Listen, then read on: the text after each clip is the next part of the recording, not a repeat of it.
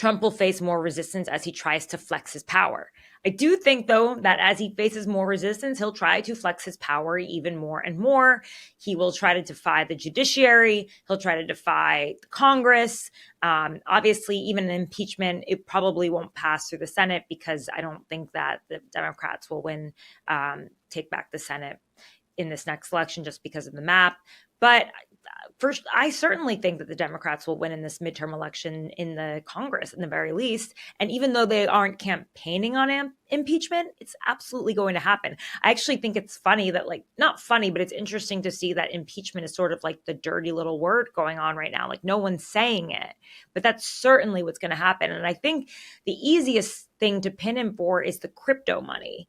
And this whole blockchain thing and the dinner and how much money he's making certainly violates the emoluments clause, right? Maybe the jet from Qatar is involved in that as well, but that's a strong place to start.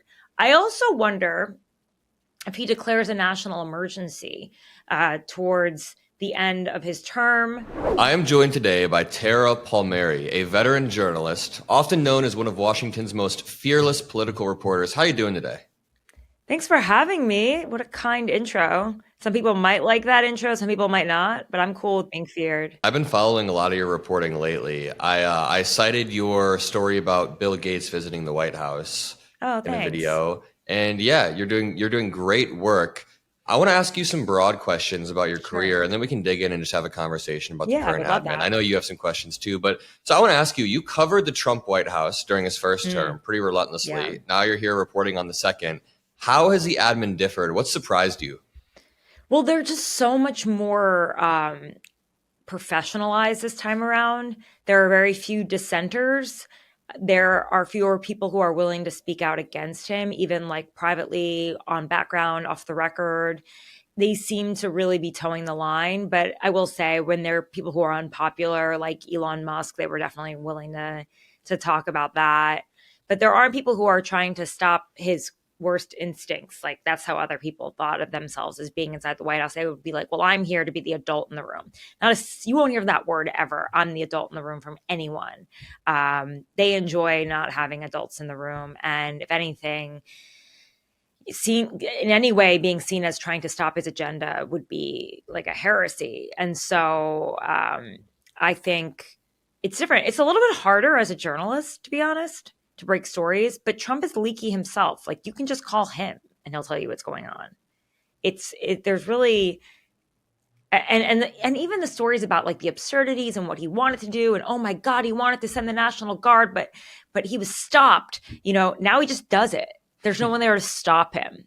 So whatever big scoop, I mean, probably one of the biggest scoops so far, I would say, is that Elon Musk was about to get a briefing on our war plans against China, and China is one of his biggest clients, right? So like, one of our biggest scoops was about somebody other than Trump, and Trump himself was horrified by it. Yep. I guess, how do you view Susie Wild's role in the administration? Because you were saying that there's not really an adult in the room, but I've thought of her as pretty clever. Oh, she's clever? Yeah, that's a good way to put it. Is she an adult though? Oh, she's absolutely an adult. I mean, she's an adult who wants to survive. Yeah. So she imagine goes along if you with were the an current. adult and your kids had knives and they were coming for you. What would you do to survive? You would give them ice cream all day long. As many cookies as they want. Yeah. Yeah, you become like the cookie. You suddenly open up an ice cream shop in your house to survive. So it's a different type of adulting, you could say. I mean, everyone says that she says the MAGA serenity prayer, accept the things I cannot change and know the difference. So there are times when she steps in and she tries to like intervene. And I know that with the Elon Musk case, she definitely knew when to step in and be like, okay, it's time to get this guy out of the picture.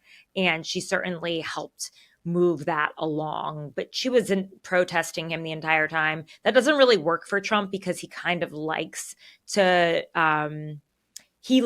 pit his people against each other. So if he got the sense that Susie just didn't like him because of the power imbalance, or Susie felt threatened by him, or Susie felt that she wasn't able to express her ideas because of him, I don't think he would take Susie seriously. But when Susie can present the fact that very in I guess you could say when she really chose the right moments to step in and make sure he became aware of things, like the China example, and say that story in the New York Times, that's real.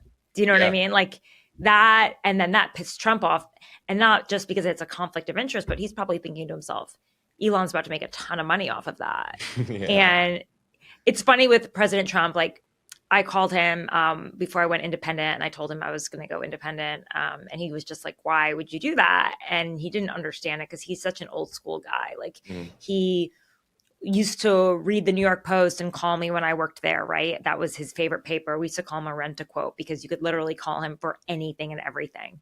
Or when I was on ABC News as a White House correspondent, like he was more aware of me then because he was always watching TV. But so to him, he's like, why would you start independent media? And I was like, well, like you had to give him like the numbers and like the figures and how people are blowing up online and like talk dollars with him. Like that's how his brain works. So she certainly understands like how to move him in the ways that others don't. Yeah, I find it pretty fascinating. She definitely selectively shows her face. She's known for not really doing that many public-facing interviews, which is really unique for someone in the admin. I want to ask, how do you think... Well, I think she does them when there's a bad story that's about to come out about her. And then she's like, I'll do an interview. And it's smart. Yeah. Because that kind of keeps you, you know, there's a certain sense of scarcity around getting any quotes and comments from her. And then, you know, she can use it when she wants to because it's hard to get her, you know, she's exclusive. So hearing you talk about your time at ABC and the New York Post, it makes me wonder... How do you think, since you know Trump and how he views a lot of these things, how do you think he views someone like Caitlin Collins, for example, who he's clearly combative with on camera? But part of me, I want to assume that Trump likes that game that he's playing, and he's playing that game intentionally, right? Can you explain to me what his philosophy is there? She's a foil for him. Yeah. He needs someone to beat up on. I think there's a part of him that feels like he made her in some ways, and that kind of annoys him. He hates the idea of people becoming famous off of him. But I think there's a way he also respects her too. It's kind of and he's addicted to the media. Like he is addicted to the press. It is his heroin. I've heard this from multiple aides that work for him. I mean, I think from the fact that he just does not change his number and he keeps it open. And a lot of us journalists have it and he'll take our calls. Like he's addicted to the media. So I think it kind of goes both ways, but he needs someone to beat up on. Like the mainstream media, they're the enemy, right? And who better than CNN? You know? Let's talk about it after. Let me ask you one more question about your career. Yeah. Can I ask you about connections that you built in the first term and how you're now leveraging these connections in the second term? Because networking is something that I've been putting a huge focus on lately, and it pays dividends. So obviously, you built a lot of great connections. How have you been now taking advantage of those connections? Well, a lot of them I asked them to come on my show now, right? So I'm able to book some really great guests thanks to the connections that I've built over the 15 years of journalism. Because you know, I'm still a little channel compared to you. I only started in March, but it's growing, and a lot of it is just inviting people on who I've known for a long time to debate and to come on and really just like take the hard questions. And I think that they know me through that. I think also a lot of people who work for Trump don't work for him anymore, but they have very close connections to the Trump administration and they still talk to them. So they can often give me kind of information on what they see going on and what they're hearing. You know, often it's not necessarily like the direct source that gives you the tip. It's someone who's heard it from that person. And then you have to go in there and investigate yourself and try to get the direct source to confirm it. So that's just some basic like 101 journalism. But it's, you know, and I've learned a lot about him and what to expect and what doesn't really shock me anymore. I think it's made me less reactionary. Some people want that. Like some people are saying to themselves, like, I want to go to a channel to feel with somebody, you know, and maybe I'm not offering that in the same way that other channels do, but I'm kind of more thinking like I want to inform. Although I did feel like for the first time I wanted to put out a video about feeling because when I saw that attack this weekend in Minnesota, I just was getting so angry because I just had a debate with Scott Jennings, who you see on CNN often. I know him well. He's another person I've known for like, I don't know, very, very long time. Since he was a normie Bush Republican, right? Since he was calling for the whole party to get behind Marco and was blaming Trump for the insurrection. And he was like, the political violence is only on the left. And it just like blows my mind. It pisses me off so much because I'm like, stop. We have to stop playing this. It's the red team. It's the blue team. That's the violent ones. They're the ones who are breaking the rules and we're playing by the game. Like, no, it's happening on both sides. And I just hate how even the violence has become politicized. And I think that there are a lot of really dishonest politicians and online provocateurs who are just feeding up red meat and blue meat to people, and it's really causing a radicalization, and we need to turn the temperature down. And like, I very rarely just like step in to like have an impassioned plea about how I feel about things, but I couldn't help myself. I was furious, and I just remembered the fight that I had with Scott, and of course, like, you know, there were follow-up posts on it being like, Scott Jennings owns lib podcaster. Like, first of all, like, I don't really consider myself to be a lib podcaster. I'm like, sure, maybe compared to them, but to if you're on the spectrum, I really think I'm, you know, a journalist, but owns him on like political violence. It's on so much. It's like, stop it. That's not the fucking point. You know, like, that's not the point of it. We're not supposed to be debating who's worse. We're supposed to realize, be reflexive and look within ourselves and think to ourselves, how we gotten to this point in America? You know, a sanctuary of freedom and free press. Like, why are we like this? And the fighting about it, I don't think that's solving the problem. I agree largely. I think that extremism exists on both sides. Absolutely. Especially right now. On the left, it feels like there is an increased tension with anti-Semitism, and it feels like people are being radicalized online. But the only part I disagree with is I just did a debate about this, and my main point was that it feels like on the right, it comes in a top-down way. Like, even this morning, the president made this post saying that Democrats are sick of the mind and are intentionally destroying cities. And I feel like saying that 2 days after somebody kills 2 Democratic politicians just inflames it. And I'm not trying to do the thing where I immediately politicize it, but do you think it's fair to say that the president uses uniquely inflammatory rhetoric? Oh, yeah. No, Trump has certainly created a situation in which the rhetoric is inflammatory, but like this, you know, and actually in the past decade, death threats against members of Congress have increased twofold, and their families. Like, that is an alarming statistics, and we're coming up to like 10, you know, a decade of Trump, right? Yeah. I think people feel more open and comfortable, you know, expressing threats, but death threats and attempts, political violence has been happening forever. But yes, it feels really heightened. And his response does create permission structures, but it also riles up people on the left, riles up people on the right. I'm not going to squarely blame, though, President Trump for that, but I do think that was an astute point that it does seem to happen. You know, the grassroots from the Democratic Party seem to be the ones that are really fomenting the anger, right? Whereas like the poobahs from the Democratic Party, like the Obamas and the Bidens and the Clintons, are like, let's condemn it. But the fact is that like most people, they don't have a lot of respect for those party leaders anymore. They don't really care for them. They don't think that they really represent the party. I mean, they were all at Huma Abedin's wedding with Alex Soros in the Hamptons this weekend with Kamala Harris. Mm-hmm. Like, this is the problem with the Democratic Party. I look at that story in the New York Times and I'm like, ugh. Yeah, okay. So people either think that that's representative of the party, or then they see the protesters who are sometimes, not the protesters on like this weekend, I mean, the people who are super, super far left and give a bad name to the party, and they think that's representative. But the thing is, a lot of those like really, really far left protesters aren't even people that vote Democrat in the first place. The point is, some of our farthest left activists are kind of steering the optics of the party when they don't even vote Democrat. And then on the right, I think like 60% of sitting Republicans claim the 2020 election was stolen. Whether or not they actually believe it, I don't know. But a lot of them claim the 2020 election was stolen. So I'm not trying to do the whole thing where I make it like politicized immediately, but I just want to go back to the point of it feels like on the left, it is more decentralized and like far left people on the right. Yeah. But I agree, but I don't think that like, I think that President Trump's rhetoric is completely, you know, atrocious, but I do think the fomenting of the anger, like, I don't think he called on Charlottesville to happen, right? Like, I just think that's a reaction. I don't think January 6th was a protest. then he said to him, okay, I don't think he called on what happened to happen. You know what I mean? He didn't condemn it. He certainly didn't stop it while it was Well, happening. if But he, sorry to cut you off, if he never lied about the election, though, the election fraud, it never would have happened. So I would argue that he totally. directly led to that. So like No, when I he, agree. I yeah. agree. I agree with you on that. That's a bit more complicated, January 6th. But I think there's like the thing I don't like about this culture either is just like everyone's trying to own everybody. Yeah. It's like why is this why can't we just like debate? And it happens on both sides. Like why does you have to own someone? Like why does someone have to win? Why do there have to be winners and losers in politics all the time? It just why can't we just talk?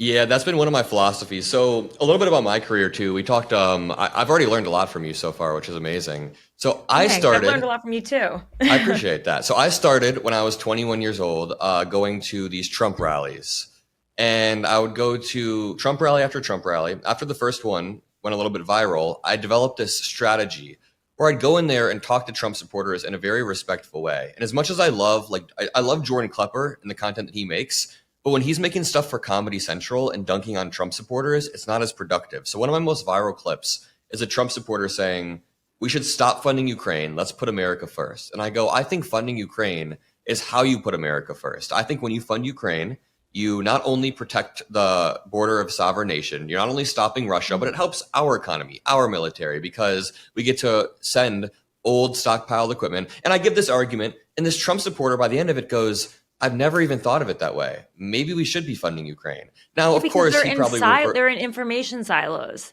And they're not Exactly. going to go into like they're not going to go into an environment that they feel like is unfriendly territory for them. A lot of people have confirmation bias. They want to hear from people who have the same worldview as them. They want to feel soothed. The world is scary and uncertain, and it's easier to hear people tell you how you should think rather than give you information and allow you to think more critically. And I think those are really smart questions and really smart presentations. And I think we kind of have, and that's what I'm trying to do. I do think it's hard because people are going to try to sniff you out for like, no, no, no, no, no. You have some sort of bias. You have some sort of agenda. You can't just be presenting for the sake of it. And there are also times where I'm like, this is messed up. And you know what? Maybe my take on it is not going to be the same as somebody else's. But that's, the fact that we are, it's interesting. Like that is one of the strongest points for that counters the America first Mhm. idea about Ukraine and philosophy about Ukraine. Yeah. So, yeah, sorry, you go. Going, like you said, a lot of their factories are in South Carolina or red states, right? B, a lot of the artillery and equipment is too old for us to use, right? And that was actually that's what Speaker Johnson said. Yeah. He made the same argument. He said that as part of his legacy, he wanted to make sure that they passed the Ukraine funding bill, right? Then Trump comes into power. It's a totally different story. I mean, that's the thing. It's like there's so much dishonesty from our lawmakers. What do they stand for? I don't know anymore. Do they stand for anything? Yeah, I don't know. And that's really disappointing because they're playing with lives in that scenario. I guess like the point is what I started to learn is that if you talk to people in an empathetic way and you frame liberal issues or liberal beliefs, if you want to call them that, or just America first, like beliefs like funding Ukraine in their rhetoric, like, yo, it helps you economically when we send this old stockpile military equipment and then we rebuild it in America. And when that clicks and you can talk with some empathy, I think that's how we regain a lot of the power and ground that we've lost. But honestly, the party right now is a lot of people are very finger waggy and they don't want to have these conversations. Like I had a comment one time, I made a video about Charlie Kirk, and the comment was like, "Adam, don't give air to Charlie Kirk." And I remember replying like, Charlie Kirk is the air right now. He's 100 times bigger than I am. He's in the air. They have all the power right now. He's very hot right now. Yeah. So the point is, a lot of people on our side would rather shut down conversation or finger wag rather than take an empathetic approach. And yeah, I guess what are your thoughts? I mean, I like the word empathetic because it suggests feeling, but it's not even empathetic. It's just critical approach. Yeah. It's just like thoughtful and open-mindedness. Mm-hmm. I do wonder though, we're talking a lot about the right. Let's talk about the left for a minute. Like, do you think that there's an information silo on the left and that there's confirmation bias that the Democrats can improve before 2028? Yeah, absolutely. Especially off the back of the last cycle. I see it a lot in my audience sometimes. I mean, the vast majority of my audience agrees with me on things, but there are information silos on the left. Whether you want to talk about the far, far left, I get accused of being a genocide supporter just for not taking a hardline stance and for having a nuanced position. So those information silos are very harmful. I think that on our side, a lot of people, I kind of call it blue anon. It's like the opposite of QAnon. So after the election, I was arguing with a lot of my fans about whether or not the election was stolen. But again, I don't know if this is broadly representative of the But you average thought that the 2024 election was stolen. That's what I meant to say. Did I say 2020? Do you Wait, believe that? No. Oh, okay. But there are blue anons that think that. Yeah, I was arguing with my audience and trying Even though President Trump won every single battleground state. Well, to be fair, Trump claimed the same thing in 2020, but the Democrats, I don't know where they got this idea. They thought that Starlink stole the election somehow. Have you heard this? No. It was a random conspiracy theory that I saw online, and I did a live stream after the election, and everyone in my chat was floating it, and I had to push that away. So when I talk about information silos, that's what I think of. Like, why are these conspiracy theories? They exist on both sides, but is there something I'm missing? Where would you want to push back on what I said? I just think that like he won so decisively on election night. Yeah, of course. I think that was a big part of it, and he was able to capitalize on the fact that it took 7 days to count the vote in 2020. But yeah, still, I don't appreciate, like, I think politicians using any sort of question or delay in vote counting. We were also in COVID, so that's another reason why it took 7 days to count the votes, right? Ooh, to be fair, though, sorry to cut you off, but to be fair, Trump, even before the election happened, said it would be the largest fraud ever seen. Oh, yeah, no, he was setting the groundwork. And then on election night, he declared victory early. He declared victory. And then remember, I think Mike Pence came up on stage and kind of meekly was like, we're still counting. But then Trump was declaring. So, okay, this goes back to what we were talking about earlier. On the right, it's a top-down spreading of disinformation from Trump himself. On the left, there were decentralized election fraud theories in my audience that I saw, and I tried to shut that down to make sure that the information silo didn't exist. Now, to be fair, my content and its appearance and its content is pretty openly partisan towards the left. My content will be anti-Trump, pro-Ukraine, pro-democracy. But I try to give... You were also pro-Biden when you started, right? Yeah, I was pretty pro-Biden. I mean, I still think that Biden... I would still vote for Biden over Trump in 2020. Yeah. In 2024, you mean? In 2020, I meant. 2024, I would still vote for Kamala. Yeah. Going back to your original question about the information silos, and this relates to Robert Hur as well, I think I didn't bring this up because I wasn't thinking about it, but the biggest example of an information silo on the left would have been the 2024 election and Biden's age and everything. That's something that needs to be called out because we don't want to have the Trumpian sort of characteristics on our side of covering things up. And like, if you're not with us, you're against us, right? Well, no, what I find Trumpian about Biden's cover up, if you want to call it that, is that the 2020 election, Trump tried to hold on to power in any way that he could. This is how I view it. He used all the means at his disposal to try to hold on to power, likely due to his ego or his inability to accept a loss. That's how I view it. Biden seems to have kind of done something similar in 2024 due to his ego, due to his inability to back down. He also put us in a really, really rocky position. And honestly, it kind of, it was not good for the party for sure. Yeah, not good for the country. Yeah, I agree. More so the party. And it's all part of the reason why people have lost trust in political parties. And I do think that there is an anti-establishment movement that's growing right now. And I think people who, this is part of the reason why I am the way I am, is I've always been a person who questions authority, whether that's a good thing or a bad thing. I don't really trust people necessarily. And I don't think they're always bad. Like, I think we need leaders, but they need to feel the heat of being held to account. And if we prop them up as like demagogues and people who can save us, I think we've we've lost the plot. You know, this is a democracy. This is not a monarchy, as they say, the No King's Parade. But let's make sure that that's true on both sides, and that people who want to rise up in 2028 to be, you know, Democratic challengers, and on both sides, and Republican challengers, that they know that they're going to face tough questioning. I think a lot of people are sort of enticed by the podcast route right now because they feel like it's an opportunity for them to talk about culture, and that's obviously, like, politics is downstream of culture, and to not have to take tough questions, and they can sort of, you know, like, show their lighter side, which people used to do on late night TV anyway, right? But I don't want them to fall into this trap where they avoid taking tough questions and, like, have to answer for it, because a lot of the people that want to run in 2028 were right outside, right in front of the cameras after that Biden debate, like Gavin Newsom saying, "Don't believe your lying eyes. He's amazing. He can jump. He can run. He can juggle." And, you know, Gavin was one of the people in 2022, in November 2022, I remember on Thanksgiving reading this, that he had met with Jill Biden and told her, I'm not going to run against him, against Joe.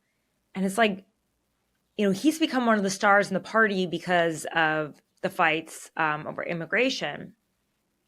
But he lost a lot of credibility in my mind. Yeah, I think that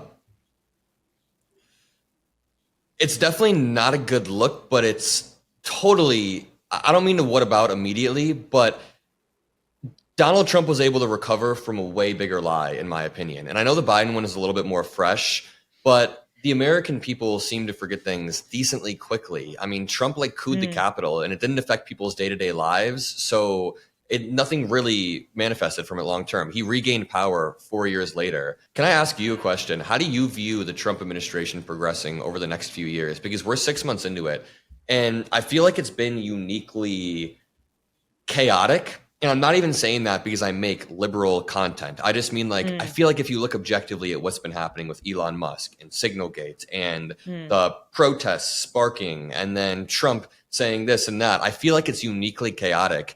Do you view it as calming down, or do you think that maybe it'll be amplified by, like, if the economy starts to tank a little bit, I feel like all of these shenanigans and the Qatari jets aren't going to be fun and games anymore.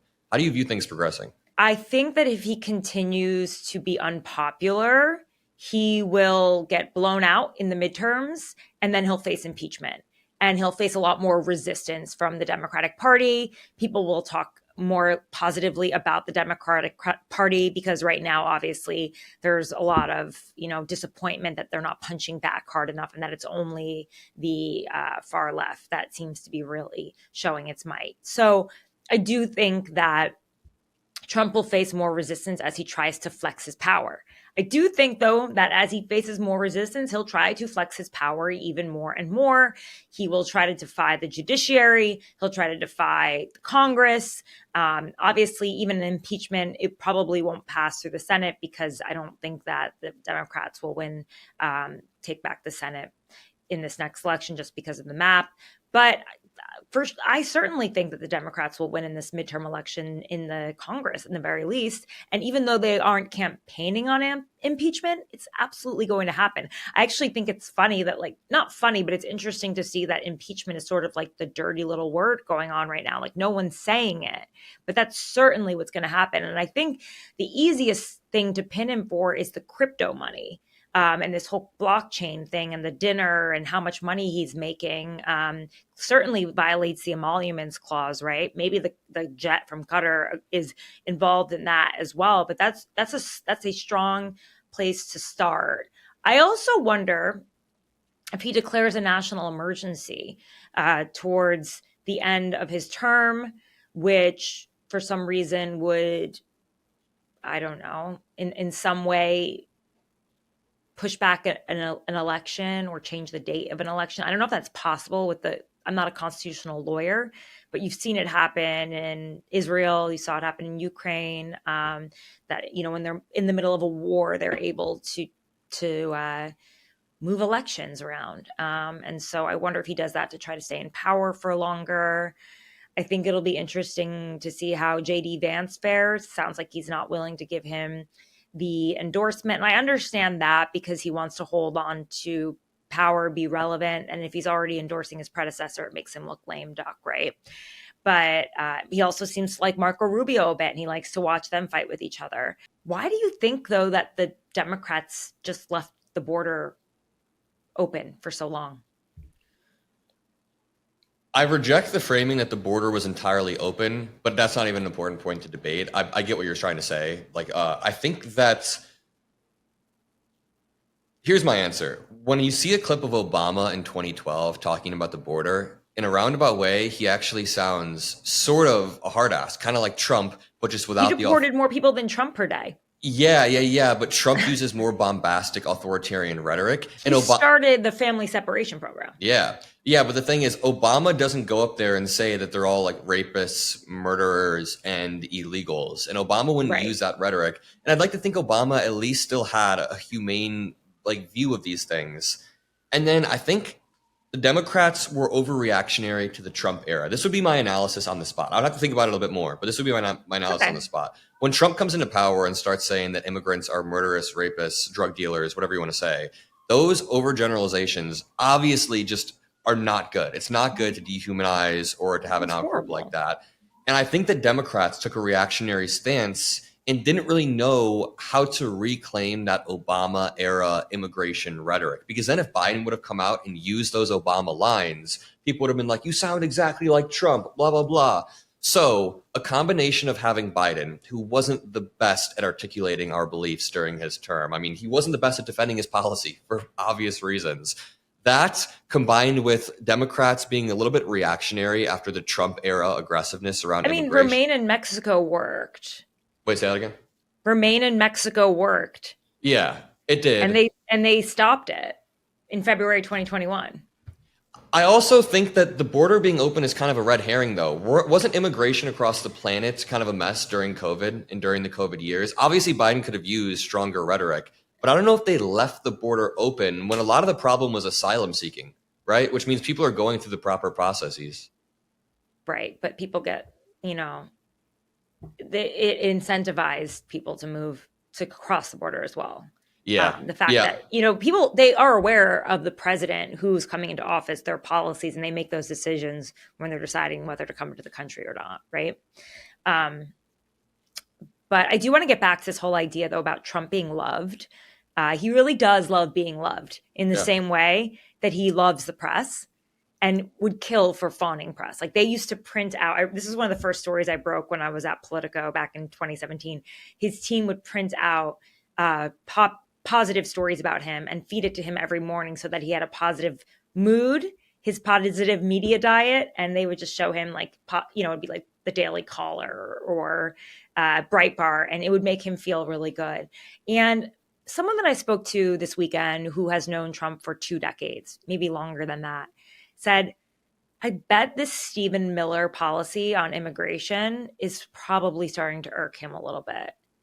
That he doesn't, there's a part of it that he likes. He likes the strongman, presentation. He likes to show that he's going into big cities and breaking up crime and keep, lawfare, this and that, keeping,